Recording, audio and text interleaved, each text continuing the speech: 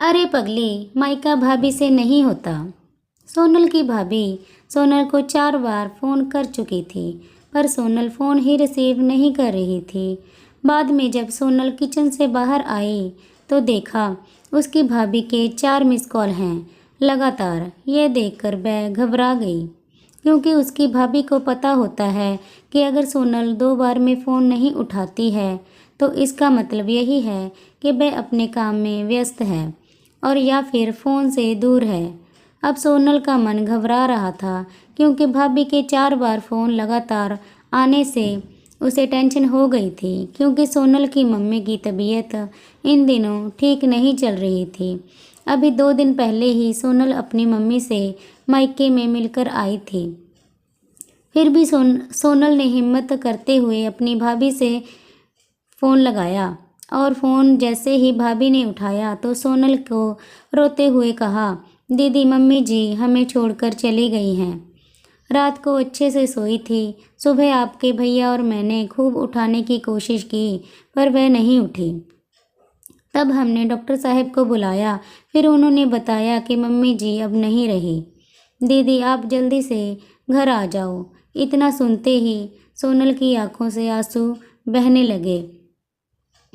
पापा तो पहले ही उसे छोड़कर जा चुके थे और अब उसकी माँ भी नहीं रही थी। सोनल तो बिल्कुल बेहाल हो चुकी थी। अब सोनल ने रोते रोते यह बात सक्षम उसके पति को बताई तो सक्षम ने उसे संभाला और जल्दी से कार में बिठाकर मायके ले गया।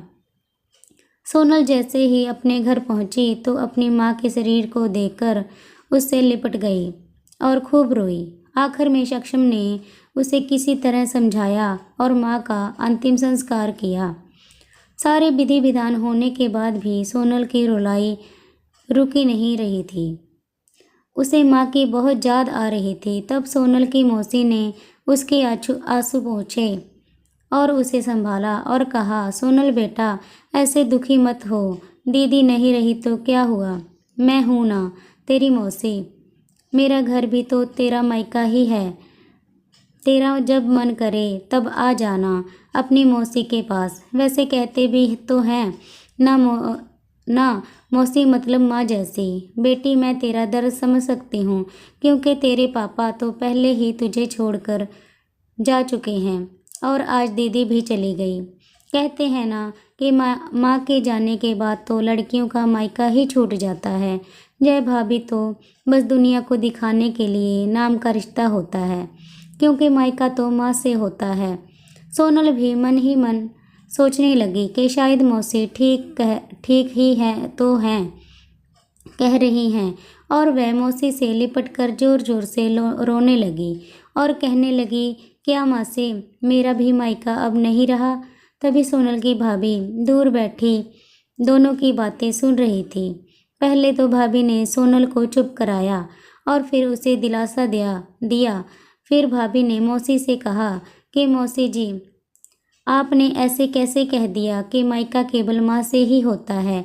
मैं जानती हूँ कि माँ का स्थान कोई नहीं ले सकता, लेकिन अभी दीदी के भैया भाभी जिंदा हैं और जब तक हम हैं दीदी का मायका हमेशा बना रहेगा। मैं पूरी कोशिश करूँगी कि दीदी को मम्मी जी की तरह प्यार और सम्मान देने की, और दीदी जब चाहे तब यहाँ आ सकती हैं। ये घर कल भी उनका था, आज भी है और कल भी रहेगा। मौसी जी मैं भी एक बेटी हूँ और मेरा भी मायका है, और मैं अच्छे से जानती हूँ कि हम बेटियों के लिए मायका कितना महत्वपूर्ण होता है। मौसी जी आप दीदी को अपने घर जरूर बुलाइए, पर उन्हें अपने भैया भाभी के प्यार से दूर मत कीजिए। तभी मौसी ने कहा, बहू आज के ज़माने में तेरी जैसी सोच रखने वाली बहू भाभी बहुत कम मिलती हैं। मुझे माफ़ कर दे, मैंने सोनल को गलत राह दिखाई। तभी सोनल अपनी भाभी के गले लग गई और बोली, भाभी आज आपने मुझे विश्वास दिला दिया कि भाभी भी माँ के समान होती है, और मैं संतुष्ट हूँ कि जब तक आप और भैया हो मेरा मायका सदा बना रहेगा। और किसी ने कहा है कि भाभी माँ के समान होती है। आज आपने मुझे इस बात का विश्वास भी दिला दिया है। फ्रेंड्स स्टोरी अगर पसंद आई हो तो लाइक कीजिए, शेयर कीजिए एंड सब्सक्राइब कीजिए। धन्यवाद।